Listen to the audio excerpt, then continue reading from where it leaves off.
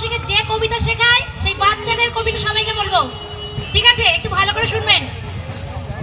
কবিতার নাম বিলের বুদ্ধি, ভবানী প্রসাদ মজুমদার। মাকে ডেকে বলল সেদিন, 7 বছরের বিলে সত্যি বলো কোত্থেকে মা আমায় এনেছিলে?